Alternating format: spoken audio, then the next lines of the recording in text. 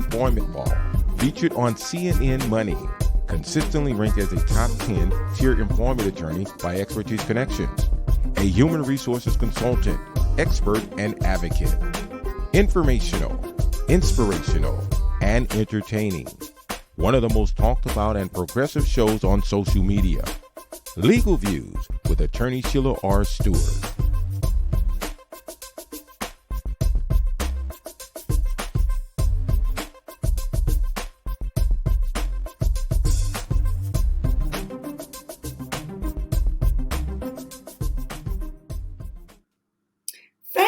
Thank you for being with us again on Saturday. We are so excited to be with you on today, and we have the one and only with us as our special guest, blockbuster actor, Chaz Ingram, a great man and a great man of God.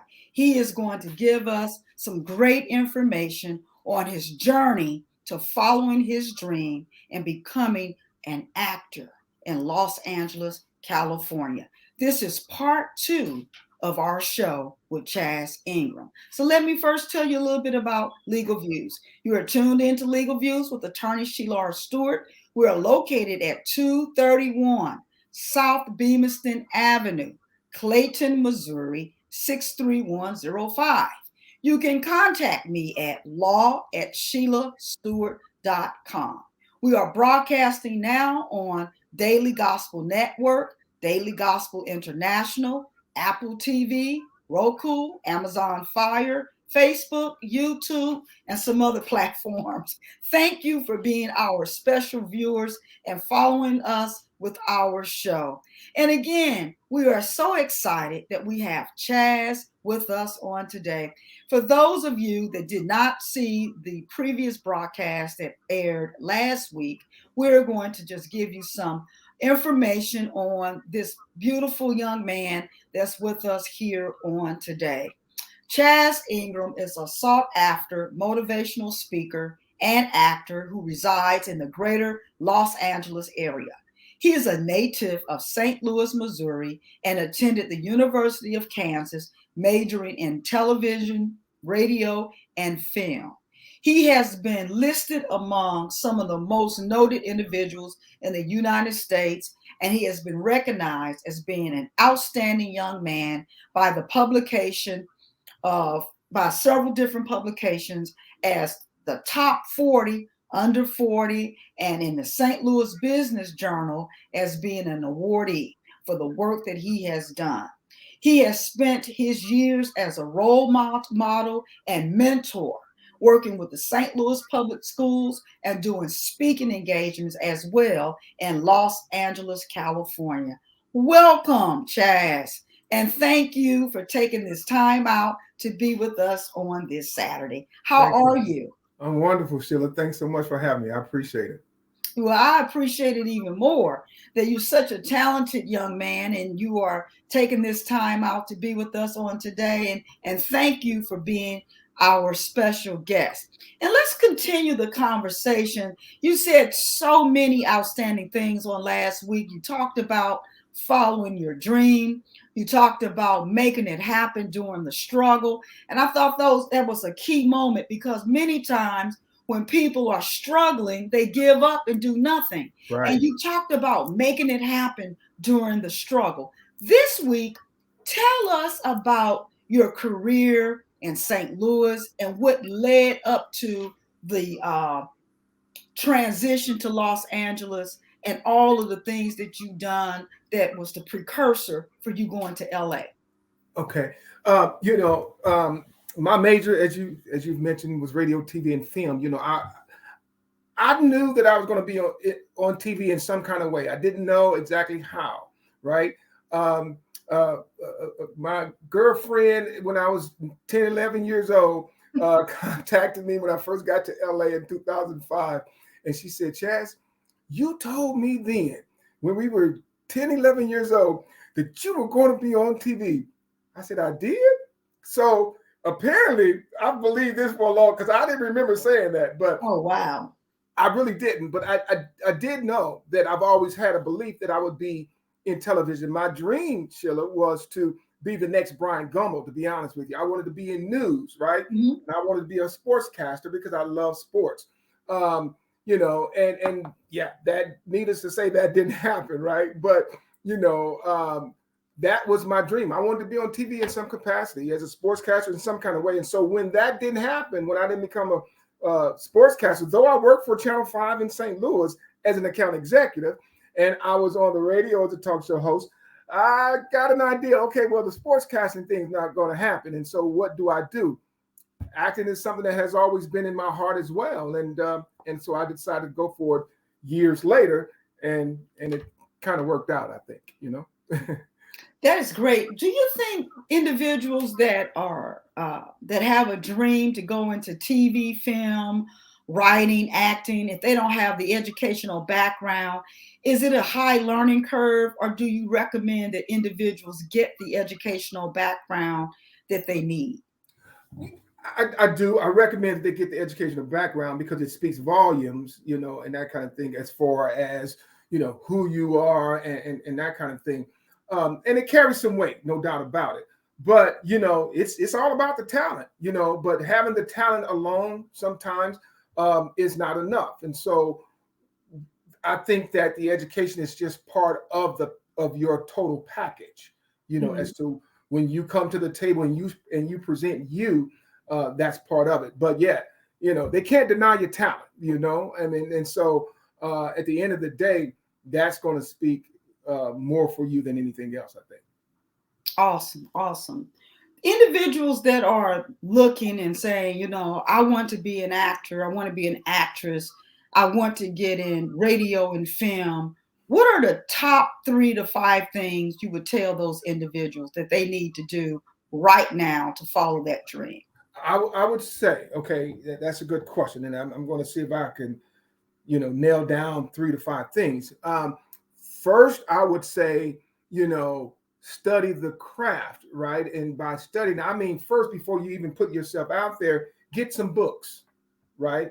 Get some books, read some plays, read stage plays, read, some Broadway shows. Do that, right? Mhm. That would be the first thing I would say, because then at some point you're able to gauge whether or not, is this really something? Because we always have ideas.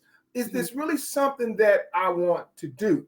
Once you are able to make a decision on that, then you begin to say, okay, what local theaters are available for me to put my, talent on stage. Okay. That's what I would suggest. There in St. Louis, right? There's a Black Repertory Company. I believe there's also a St. Louis Repertory Theater, if I'm not mistaken. I know there was. But there are local theaters that you can get involved in and audition and put yourself out there, put yourself on stage. And then you begin to say, that's the next level, right? And you say, okay, I have the talent to do that. And once you decide to do that, there's another level that you can go. That doesn't always mean moving. For me, it meant moving because I think there's only so far you can go in theater or TV in St. Louis. Mm-hmm. All the people that are from St. Louis who went on to do great things left, so it's, it is what it is. But I think there's another level even after you've determined that I have the talent to do this. And that's for you to determine whether it's New York, whether it's LA, or whatever that looks like. But those are the 3 things. First, get the information, read, right? Study plays or whatever the case. And then once you do that, you go out and you audition at local theaters. And then the third thing I think is to do is to make a decision that I'm going to pursue this professionally. Mm-hmm. Whatever that looks like, moving, whatever, I don't know. But those are the 3 things I would say. Okay, very good. What about acting classes? Do you recommend that individuals invest? Because there are some really expensive university programs where you can get a bachelor's in acting. Right. Do you recommend that higher level of education of training? I do. Listen, I've been fortunate because I didn't have that. When I just had a conversation with a friend of mine from St. Louis last night. And he said, Chaz, how did this all happen, man? Because he and I worked at the radio station together, mm-hmm. right? And I was a talk show host on the radio. He said, matter of fact, when I left St. Louis, Sheila, I was a talk show host on KXEN radio, and I decided to move to LA. But here's the deal. I didn't have formal training. That just goes to show you how much God blessed me. I didn't go to Juilliard. I didn't go to New York drama school or any of that. I dreamed and I decided to go for my dream. And God blessed my dream and it became a reality. That's all I can tell you. However, that being said, I would suggest, so that the road is not so rough, it may still be rough. Just because you go to Juilliard or whatever, doesn't mean it's not going to be challenging. I would recommend going to a local college and taking theater classes, right? Because it helps the mind. The 15 years that I told you on the previous broadcast that I spent studying, that could have been done away with had I gone to theater classes or Juilliard or something like that. But I spent those years because I was really learning. Really learning. So I would recommend anybody to go to a higher level of education as far as theater, acting, or anything like that, and that will help you in your transition from where you are to the next level for sure. Excellent information. Let's talk about your faith in the road being tough. Because lots of times we see people and they look successful, they look beautiful, and they look glamorous, and it's like, oh, wow. But the road gets tough and things do not always work out. And there are disappointments along the way and setbacks along the way. Tell us about your faith and how you were able to overcome the obstacles, like during those years, those 15 years or those dry years when it appeared that things weren't happening. How did you use your faith to get to where you are as well? Oh, Lord, okay, you're gonna cause me to preach here. Here's the deal, right? I shared with you earlier that I was 40 years old, when I got to LA. I was 40. But according to Hollywood standards, that's a dinosaur. Okay. I wasn't 20, 21 coming out of college. I was 40. And that's considered old in LA. But man, I tell you what, Sheila, I had faith that probably was unlike the faith that I had when I was 18. You understand? So I came as a different soldier, my sister. I came as a different warrior. I came understanding that there's going to be some trials and there are going to be some tribulations. At 18, I don't know if I understood what I understood at 40. Most people don't. And so I came ready for battle. You understand? I really did. And so everything that the devil threw at me, now at night I go home and, oh God, and I struggle. But when I put on my clothes and I went out, I was ready for no's. I've been in sales most of my life. You understand? And one time I asked myself, why do I keep taking on jobs and opportunities where no is like the answer you get 90% of the time? In sales, no. In acting, no, we don't like you. So and all I could say in response to that was that God sometimes tests your resolve. He tests your resolve. And so if you faint and fall out at the first no, God said, oh, okay, well, this is not a job for you, right?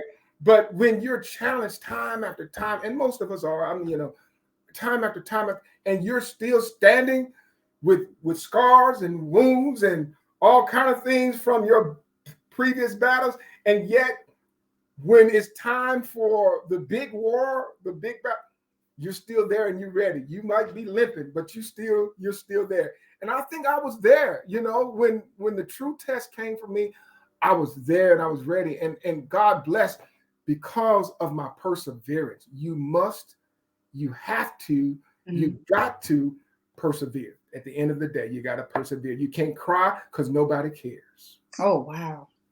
Nobody cares. And so if you want to have a pity party, this is not for you.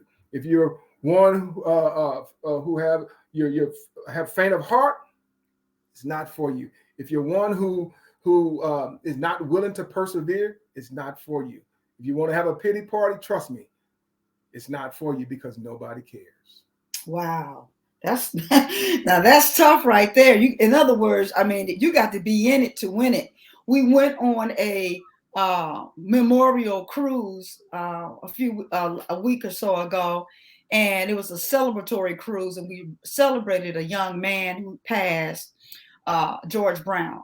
And he was a fighter to the end. And one of his slogans, and we wore T-shirts, and on the back of the T-shirts it said, "In it to win it." And that was his slogan in life. You have to get, when you get in the game, whatever your game is, you have to get in knowing that at the end of the day, you're going to win it. You don't get in it for a hobby. You get in it to win it. And that is what you just, summarized. And I think that that's so important, but it sounds good on paper. It looks good on paper. Yeah. But how do you be in it to win it? Give us some 3 quick things that you would recommend that you have to be prepared to do, to humble yourself to, or to answer to be in it to win it. To be in it to win it. And I kind of touched on it in the previous broadcast, but to be in it to win it, you have to, one, I believe, know that it's something that you love to do. Okay. If it's not your, and I'm careful to say passion, because sometimes there are things that you enjoy and it may not necessarily be your passion. I say you have to love it, whether it's a passion or not. I have a passion for, I don't know, painting. You know what I'm saying? And that's not something I would make a living off of, but I love acting. I love live theater. I love being on the stage. And so you have to love what you do. I think that's number one as far as being in it to win it. You got to love what you do, and secondly, I think that the other thing is that you must be willing to persevere. And I've said that already. You must be willing to persevere despite the challenges, right? So you have to love it, and you have to be willing to persevere, and you have to be willing to give it all up for that very thing that you love. And I say give it all up. I'm saying that you got to avoid the distractions, whatever they are, right? I'm a writer as well, Sheila, and I tell my wife all the time, babe, we have things going on every weekend, and listen, I got to write. I got to find time to write. Make time for what you love to do. I guess that's my third point. Love it. You have to love it, right? You got to persevere, and you got to make time for it. You got to find time to do what you love to do. If it's always put off and that kind of thing, then you might want to question how much of this is a passion, how much of this is something you say you love to do. You got to question that if you're not making time to do it. If you're a saxophone player, if you're a musician of some sort, and you're never on a piano, do you really love it? Mm-hmm. Right? So, yeah, those 3 things I think are a must to be in it to win it. You got to love it. You got to persevere. You got to make time for what you love to do. And I believe that things will pan out the way that you plan for it in the end. That's excellent. I thank you for that. That's very encouraging and inspirational. You said you write as well. What do you write? Sheila, I co-wrote a stage play called Martin. Listen, can I share this real quick? Sure. Right? When I got to LA, I wasn't like I'm the next big actor. I'm the next Denzel. No, I was a little more humble than that, right? I didn't really know if I was a good actor. I talked to my friend last night. I had not acted since high school. I didn't go to some drama school. You understand? Mm-hmm. But what I knew was if I couldn't do anything else, if I couldn't play any other role, I could do Martin Luther King. And so when I met a writer and he told me, hey, yeah, we were at the same church. And he said, I'm a writer. I'm like, oh, well, I'm an actor. I'm like, we should collaborate on something. He said, okay, what you got in mind? I'm like, Martin Luther King. First thing come to my mind. Mm-hmm. And sure enough, long story short, we wrote a co-play. I co-wrote with him, Martin Duty Calls. We put that on stage. It went up in different theaters throughout LA, sold out many, many nights. I played Martin Luther King. I say to you today, my friends, that in spite of the difficulties and the frustrations of this moment, I still have a dream. I could just get into that without even thinking about it. I didn't have to. You understand? That was powerful, Chaz. so I knew I could, and that's what catapulted me to another level. People came out and like, oh, he's good. I didn't know I could act. I just knew I could do Martin Luther King. But that was enough for others to see my talent and to ask me to do this or to do that and that kind of thing. And that kind of spurred me on, just playing that role. But yeah, I wrote Martin Duty Calls. I am now currently writing a stage play that will hopefully happen in Bakersfield, California. That's kind of an extension to Martin Duty Calls, but it's a different aspect of the civil rights era and Martin Luther King's life. So yeah. So I want you to keep us posted on these plays because I would love to fly out. Absolutely. To see you on stage in LA. Absolutely. Yeah. That would be awesome. Yes. Yes. So tell us about some of the upcoming work that you have going now for yourself. Okay. Yeah. Since we talked just this week, I got a call a couple of days ago, and of course, Winning Time on HBO. I just got that notification a couple of days ago that that's going to happen. I filmed this coming Tuesday in LA for Winning Time. It's the show, for those who may not know, it's a show on the life and times of Magic Johnson and Jerry Buss, the owner of the Lakers and the Showtime Lakers of the 1980s. I'll be playing a reporter in that. And I just recently got notification yesterday that I landed a gig for Upwork. Is a I guess you could call it a work site, sort of like an Indeed, Indeed and that kind of thing. But I'll be a model on their website for the next year or so on Upwork. I am in the running for the TV series FX. I say the series, but the network FX for a role on there. Of course, I can't speak too much on it right now, but role on FX as well as another role on the TV show All American. I don't know if you're familiar with All American. It's a show about a local LA coach from a high school in LA, and I'll be playing a coach on there. But again, I'm believing that I'll be playing the coach. I'll audition for it, so let's see what happens. You do these auditions, and then you have to kind of wait and see what happens. So you could find out in another week. It could be 2 weeks. That kind of thing. So it's a wait and see kind of game. So, but that's what's coming up. Wait, congratulations! Tell us about Top Gun Maverick.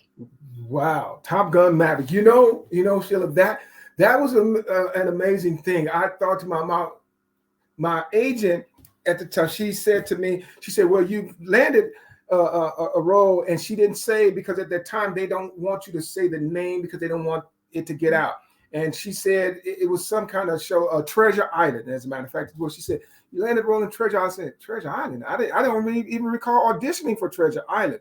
A week later, she revealed to me that it was Top Gun. I said, Top Gun? I didn't audition. She said, no, you didn't. She said, the director of Top Gun saw you auditioning for something else, and I don't remember what it was. She said, you auditioned for another role, and apparently I didn't get that role, but the guy liked me and said, I want him in Top Gun. Listen, I'm telling you what God did for me, okay? I didn't even audition for Top Gun. Wow. I did not. This guy saw me auditioning for something else that I did not get, but liked me and said he'll be good as a mission controller in Top Gun. I didn't even have to audition for Top Gun. That's just how much I've been blessed. You know what I mean? And so it was a wonderful experience. I mean, the mission controllers, we filmed that in one day. We get to tell Tom Cruise what to do as he's flying. So we were the only ones there filming, just the mission controllers. So people ask me, well, did you see Tom Cruise? Did you see so? No. However, Tom Cruise showed up, Sheila, while we were filming. And he came up to all of us and, commended us. And he came to me and he said, Chaz, you were wonderful, man. Now, let me tell you something. As an actor who's coming up and struggling, do you know what that meant to me? It meant a lot. I'm sure it did. Right? Absolutely. He came to me directly and said, man, you were good. I mean, he said that, and I thought to myself, wow, Tom Cruise just told me I was good, So it was a moment I won't forget. I'm telling you that it was. I definitely will not forget that moment. That is outstanding. Chaz, I am so proud of you. I'm proud of the work that you are doing in Los Angeles, and just keep up the good work. And one of the things that I think is so key about you is your faith. You have a lot of faith in God, and you're not just there on talent and looks, but you have your confidence in God. Yes. And before we wrap up this show and this segment, give us your final advice and inspirational words. My final advice, probably does not surprise you, is that don't lose faith. Don't lose faith in God. Don't lose faith in yourself, and believe that where God has placed you is where you're supposed to be. Wow. Sometimes where you are, it seems like sometimes it can seem like you're in the wrong place. Absolutely. It can seem like, God, you question, God, is this for me? But if you persevere, right, you'll understand it later. And sometimes, things don't happen. And I just wanted to be very precise in that, because sometimes, to over-explain that is not necessary. Mm-hmm. Just trust in God, believe in yourself, right? And watch God, bless, because you are where you're supposed to be. If you believe that, then you'll withstand the storm. You'll withstand the storm. And when it's all over, you come out on the sunny side. That's awesome. Thank you so much. You've been a great guest, and we would love to have you back after you have done some of your other work. We want to have you back to talk about more of your journey and the great things you are doing in Los Angeles. Thank you for tuning in to Legal Views with attorney Sheila R. Stewart, and we will see you next week. Thank you so much. Thank you, sir. All right. Thank you for joining us on Legal Views with attorney Sheila R. Stewart. Like, comment, share, and subscribe.